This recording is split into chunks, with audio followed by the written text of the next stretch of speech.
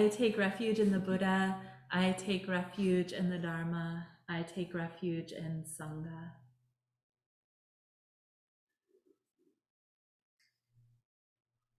Good evening, everyone. Are you dreaming? Yeah. How do you know? It must be. Yeah. I don't know.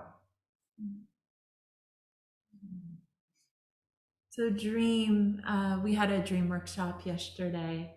And dream is an analogy that's used in Dharma practice to point to the nature of reality. The nature of reality being dreamlike. It's pointing to, it's giving us an in into, okay, what is the Dharma? What is the truth of experience? It's one of the 6 analogies used to point to emptiness, because our conceptual mind can grasp on to a word like emptiness and think, oh, void, oh no. And it's much deeper, it's much richer, it's much nuanced, much more nuanced than that. So we get 6 analogies in the Diamond Sutra, and in other sutras, many, many more. The Vimalakirti Sutra, there's 21 analogies of different ways of referring to or exploring the emptiness of the body. But let's stick with the Diamond Sutra because it's a little simpler. So we're given, and this chant, the verse of the Diamond Sutra, you've probably chanted it. It's, I think, on page 74 of our chant book. A star at dawn. Just feel the image. A star at dawn. A bubble in a stream. A bubble in a stream. A flash of lightning. A flash of lightning. A flickering lamp. A flickering lamp. A phantom. A phantom. Or a ghost. And a dream. A dream. What do these images have in common? They're all pointing to emptiness. What do these images have in common? That's for us to explore. What is it like to sit as a star at dawn, as a bubble in a stream, as a flash of lightning, as a flickering lamp, as a phantom, as a dream? Maybe not all at once, although that might be interesting. But but sitting with each image over time and seeing, oh, what is common in all of those? What is this pointing to? And the mind, of course, is like, I know, call on me. I could tell you, could write a paper about it. But that's not as interesting dharmically as, well, let's just say there are many ways of knowing dharmically. And understanding, conceptual understanding is one. And it's an important one. Because if the mind doesn't understand the teachings, how can we put them into practice? But that's just one aspect. And there are much more richer and deeper aspects. So we can understand emptiness conceptually, but what is it like to understand emptiness with the body, with the heart? What is it like to live that insight moment to moment? So that's where the exploration of dream, I think, is quite rich. Of all of these, perhaps we have the most experience with being dream. It's something we enter every night. I don't know how many of you have been stars, maybe all of us, or have a memory of being a star, but we do dream. We do dream. And so for this analogy to be revelatory, to offer us insight into the nature of reality, we're called to study dream. What is a dream?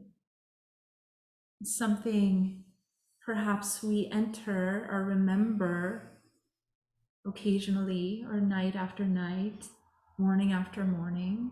We can read again, we can read about the science of sleep and the REM cycles, and so much we can study at this point about dreams. But what is dream? And here's another Zen probing question. What is your experience of dream?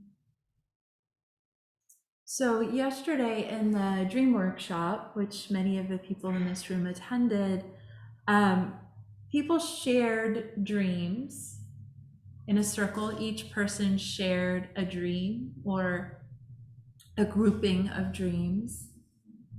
And what was interesting for me hearing each person's dream is that each dream seemed to, in their describing of it, have a particular sense field that was more amplified.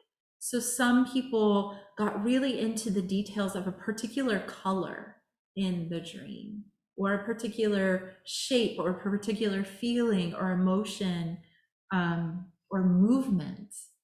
And I found that interesting. I found that interesting because it's actually rare when you're having a conversation just about like what you had for breakfast or your morning, how detailed people get. Like I really felt invited into the sensory experience of each person's dream, be it the anxiety or the confusion that the dream invoked, or the experience of the water or the color green. So one psychoanalysis, I think Jung said this, but it's also been said by Arnie Mendel, that when people tell their dreams, it feels like they're telling the truth. When people speak their dreams, and maybe this is even true for us as the speaker, maybe we're more willing to reveal aspects about ourselves if they were a dream. So that's interesting. I dreamed this. Sometimes we say even like, I had this crazy dream. And then we tell things that are quite personal. Just tell them. So back onto this theme of dream, I have this practice, a dream as truth. I have this practice of writing poetry from dream images. Speaking the language of dream is one way I think of it. And it helps me slip below the veneer of the ordinary mind, consensus, reality, and include mystery, to break through from the this or that thinking, the either or minding, which is such a habitual framework that we place on reality. It's either this or that. It's either or. There must be a decision. And dreams are so much more ambiguous. Dreams invite us into paradox, just like Zen practice, just like the Zen koans invite us into paradox. They invite us to enjoy the magic and the openness of things as they are. Things as they are. So one thing to note as this invitation to attend to dreams is to notice how you think about dreams, because how we conceive of dreams affects their potential to be a Dharma gate, to offer Dharmic insights and perhaps even transformation. If we believe dreams are mere residue from the day, we don't give them much attention, the inquiry is lost already to our fixity. And that's true in any Dharma gate. If we are just deem that I already understand the Heart Sutra, or that Dharma teaching, not for me, we miss the potential there. So if we believe that dreams are mere residue from the day, we lose their potential. What if I always like to turn things around. I think that's one thing I learned from all my years of monastic practice. One of Chosen Roshi's uh, favorite sayings is Zen practice allows us to turn on a dime. And I think it allows us to play around with concepts of reality, play around with our fixity. So, what if daylit thoughts, the thoughts that we have during the day, are mere residue from your dream life? What if your dream life was your real life? How would you know? And one other interesting thing is to deem what is outside of the ego's control, which I would say dreaming is a time that we put down the ego, put down that need to control and fix and prove our self-worth. And we just let go into sleep and these dreams emerge. But if we decide that, oh, when the ego is not in control, that's unimportant or insignificant, well, in a way, that's just what the ego does. It deems what is not in its domain insignificant, unimportant. But but I think this is an interesting invitation into exploring dreams, because it is a time when the ego steps aside. Not that in and of itself is interesting territory. What happens when the ego is not in control? What insights can get through?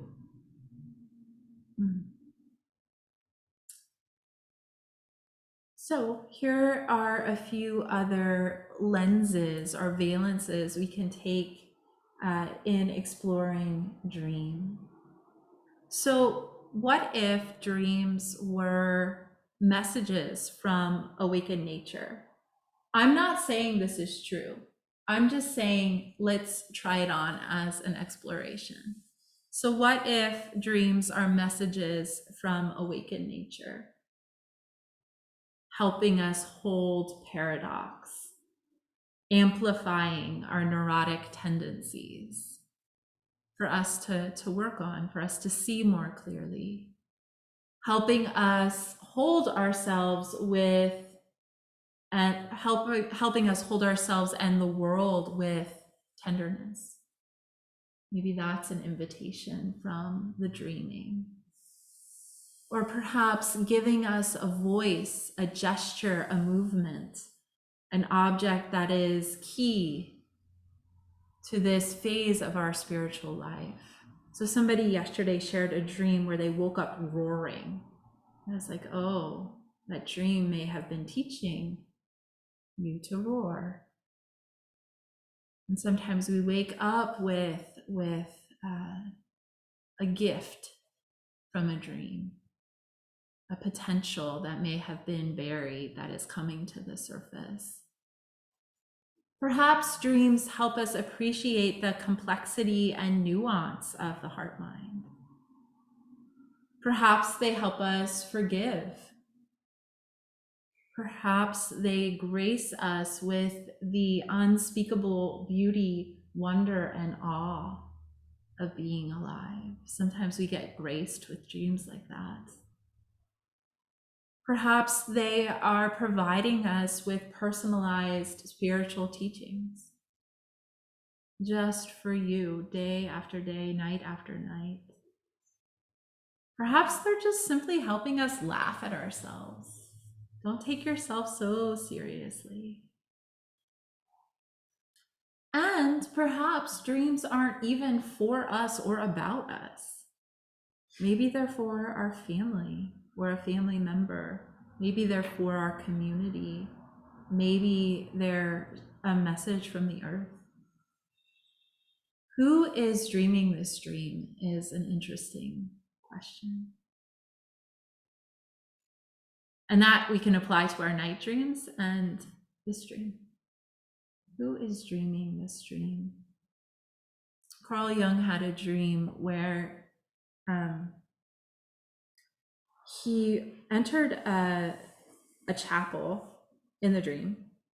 His dream ego entered the chapel and he saw a sage sitting in the meditation posture, and he had a feeling sense that that was the dreamer, and if that being woke up, he would no longer exist. Him and his waking life would no longer exist.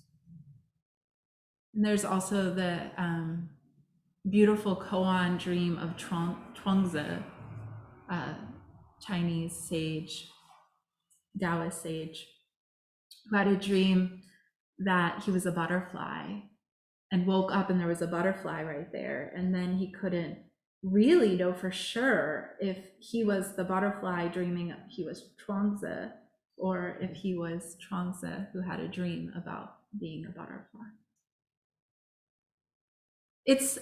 It's fun when we can ask those kinds of questions. It's fun when, and fun might not be the right word, but it's a good word for now. When the ego is loose enough that we can entertain those questions without getting so thrown off. And it's not always appropriate to entertain those questions in spiritual practice, but it's fun when there is enough space that that those kinds of questions are welcome.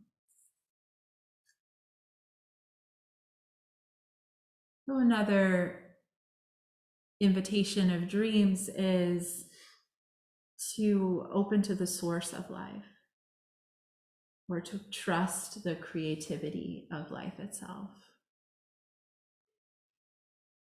Dreams may perhaps help us face challenging global and societal tragedies or traumas. So a number of people I know have been having apocalyptic dreams recently, or dreams of war, and also healing dreams that seem bigger than their own personal life. So I think one aspect of working on dreams together, which is something that has been done throughout human time and throughout religious traditions, people have worked on dreams together, shared dreams in community. Perhaps when we do that, we're working on a collective koan. So dreams can help us face our fear of loss, death, and rebirth. And rebirth, I mean, not necessarily in the Buddhist cosmological sense, but in the everyday losses, the everyday deaths, the everyday renewals.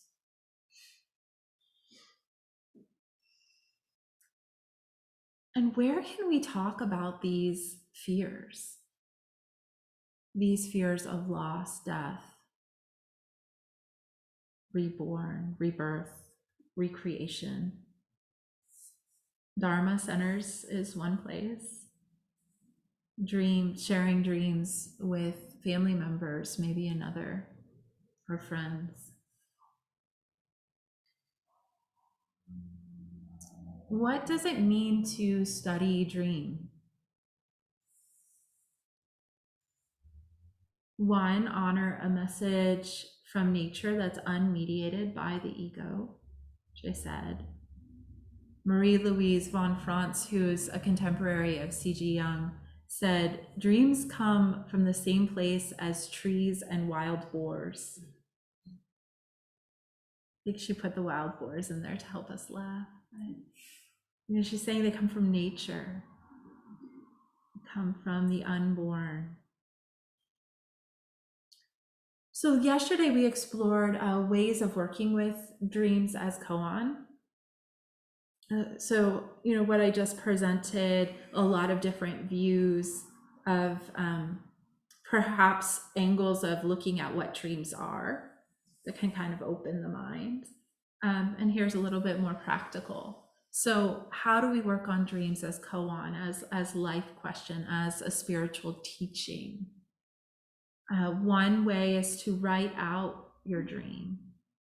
to notice the different presences. So we did this exercise yesterday where we capitalized everything that was not I, not me in the dream, and noticed, somebody capitalized the air, and that was like, oh wow, the air is its own presence, is its own being in the dream, force in the dream. So inanimate and animate, characters and innocent bystanders or scenery in the dream all can be a presence. And my teacher Chosen Roshi always said each part of the koan is important. So each part of the dream is important. It can be interesting to enter parts of the dream that we've already deemed insignificant. But then also to notice where there's attraction and aversion. We have a koan in the koan tradition, a couple that like try to get you to look at where you might have aversion, like save a ghost, or how do you escape a tomb that's locked from all sides? Putting yourself in maybe situations that you would rather not be in. Dreams do this too, over and over again. And then to enter each presence like you would in a koan that has multiple presences, and attend each with curiosity, to sit with it in an open inquiry. And we did a kind of fast version of that yesterday, where we entered an image and let it kind of take over the body and speak through us and move, and then took notes and made art from that. But another way of working with an image is that more day by day unpacking, being with, befriending, which is, some people work on one koan their entire life and just really get into the depth of it. In some dreams, you may have had experiences with this, they carry their message over an arc of our lives. And some people keep coming back to that dream that felt so pivotal 6 months later, a year later, 3 years later, and getting new insight from it, feeling into those images. So we can do the same thing more deliberately, working with an image in a dream. I've been working with a fox for the past week, and I just check in, well, where's the fox now? Sometimes it's sleeping, which is like a good sign. Sometimes it's playing. And just being in touch with that nature within me. Another facet of dream that I just want to mention is dream as a mandalic readout of the self. And that's a deep and mysterious word in Zen. There's a quote that I love by Dogen Zenji that says, this is from Being Time, the classical Being Time. The way the self arrays itself is the shape of the entire world. The way the self arrays itself is the shape of the entire world.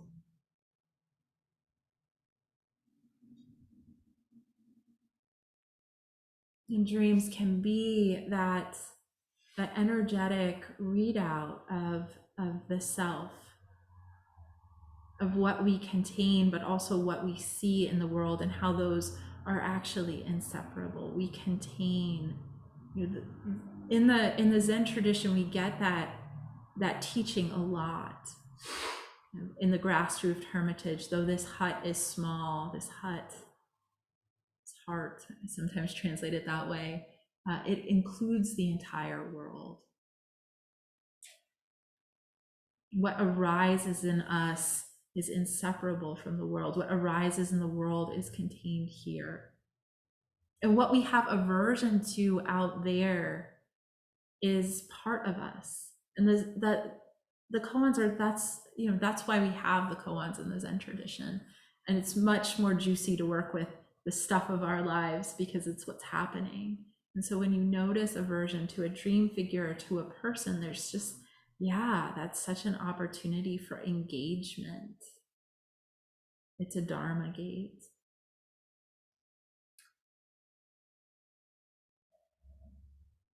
When I open up to the multiplicity of energies in a dream, I am not fixed to be just one way or have one perspective. I get to be all those different perspectives. And there's a multifaceted understanding of the I and no fixedness. And that's an aspect of emptiness. It's just not, emptiness isn't a voidness. It's a not fixed in one positionness. The ability to see through the eyes of. So I'd like to leave you with some contemplations that you can study day and night. So first, are you dreaming? And how do you know? Second, what are dreams made of? What is this life made of? Such a rich question. What is anxiety made of? What are your thoughts made of? Where do I stop and the world begin? Where do I construct walls between myself and the world? And who is dreaming this dream? Who is dreaming this dream? If you have an answer, let it go and keep asking the question. Thank you.